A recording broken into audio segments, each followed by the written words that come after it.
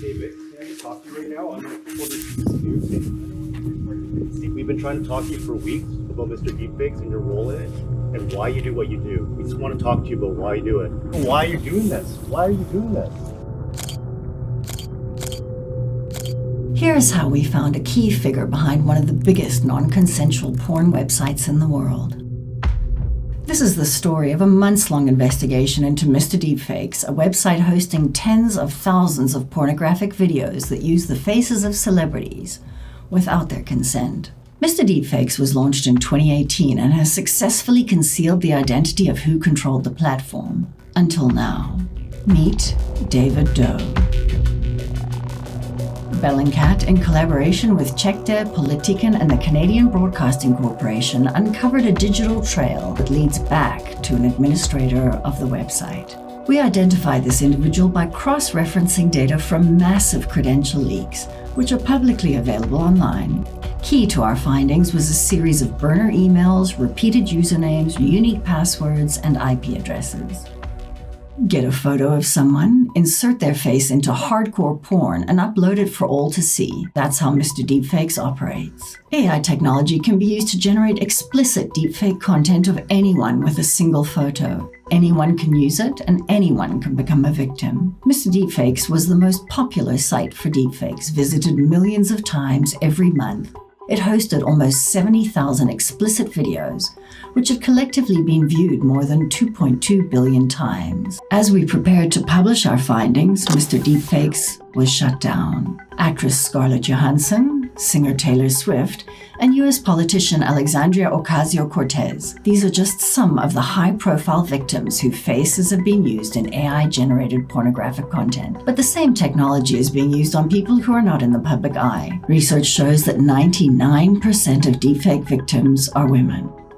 Every time it is being used on some really big name celebrity like Taylor Swift, it emboldens people to use it on much smaller, much more niche, more private individuals like me. And when it's used on individuals like me, that only emboldens it to be used on, for example, your university classmate.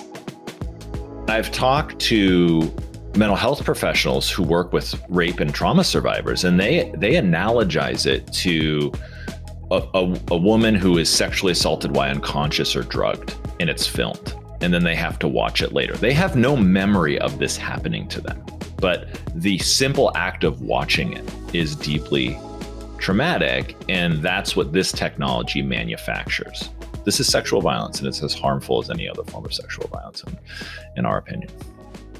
Mr. Deepfakes billed itself as the largest and most user-friendly website for celebrity deepfake porn. A massive operation, yet the person or people behind the platform have remained elusive for years. The porn site's hosting providers bounced around the globe, and premium memberships could be bought with cryptocurrency using a system that made it virtually impossible to track the owners. Earlier this year, Bellingcat worked with Patricia Schlosser, a reporter with German YouTube channel STRGF, who discovered that dozens of deepfake pornographic images of her had been posted to Mr. Deepfakes. She was determined to find out who had created the graphic images. We established links between two tech companies and the porn site. We also zeroed in on the username DPFKS. This was the long-time handle used by a key administrator account on Mr. Deepfakes. The account's bio contains very little information, but an archive from 2021 shows that this user had posted 161 videos, which, all up, received more than 5 million views. Key to this new investigation was linking the username to an email account found on the Contact Us link on Mr. Deepfake's official forums in 2019 and 2020. Our publishing partner, Tjekdet, ran the username and email through credential leaks that are publicly available via breach databases. This is leaked user data from websites and other digital platforms. The same email address usernames were found to have been used across porn sites, forums, and server admin platforms. What stood out was that many of the accounts had the same unique password as a profile registered with the Mr. Deepfakes Gmail address. Searching for this password, we found even more email addresses, IP addresses, and usernames. 17 results were linked to other email accounts that included David Doe's full name. Mr. Deepfakes isn't the first online platform David Doe was affiliated with.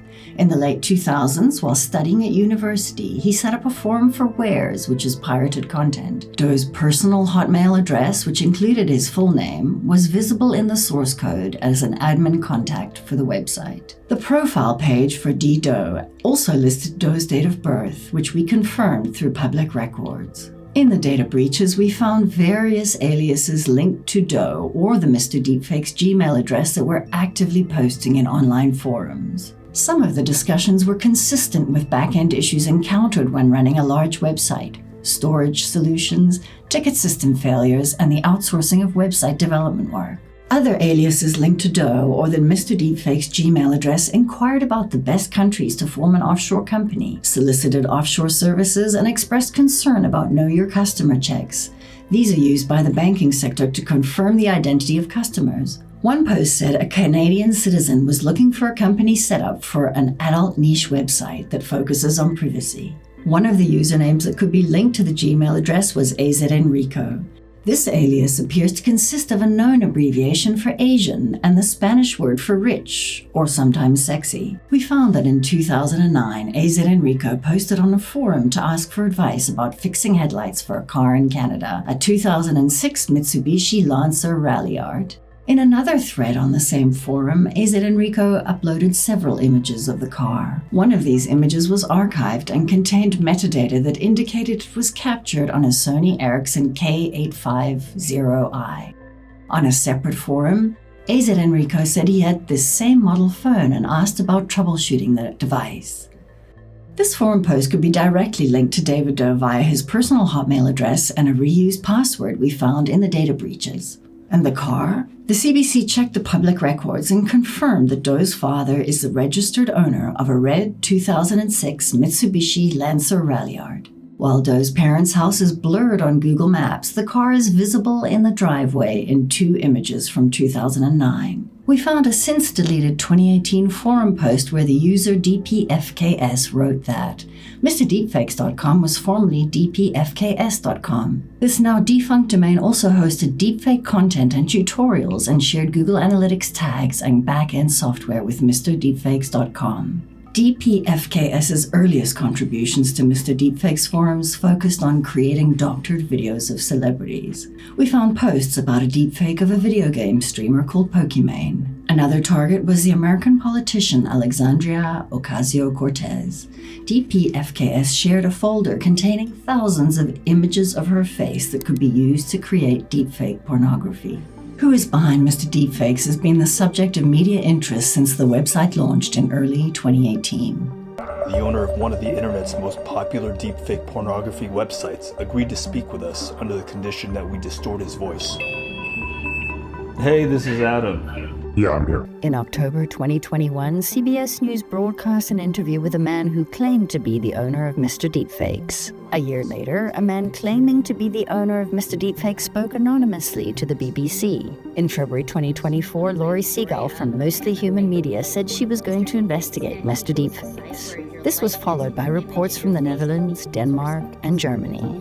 In April 2024, Dutch outlet Algemeen Dagblad said it had made contact with the owner of Mr. Deepfakes, who was given the pseudonym Jack V. Citing findings from the content protection firm Sidenti, it said the man was in Toronto, Canada. In September 2024, Tjekdet and Politiken said they had also uncovered evidence to show that a key administrator of Mr. Deepfakes was based in Canada. And in December 2024, Der Spiegel reported that one of the people behind Mr. Deepfakes was David D., a 36-year-old who lives near Toronto and works in a hospital.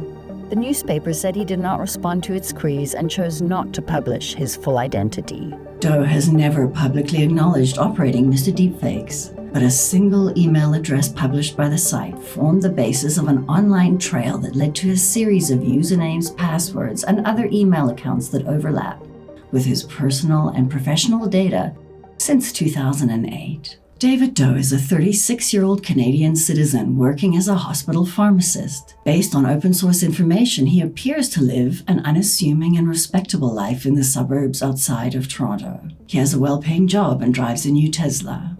Doe keeps a low profile under his own name, but photos of him have been published on the social media accounts of his family and employer. He also appears in photos and on the guest list for a wedding in Ontario and in a graduation video from university. Doe had an Airbnb account which displayed glowing reviews for trips in Canada, the US, and Europe. His home address, as well as the address of his parents' house, have both been blurred on Google Street View, a privacy feature that is available on request. In Canada, where David Doe lives, the distribution of non-consensual intimate images is illegal, but that is not widely applied to deepfakes.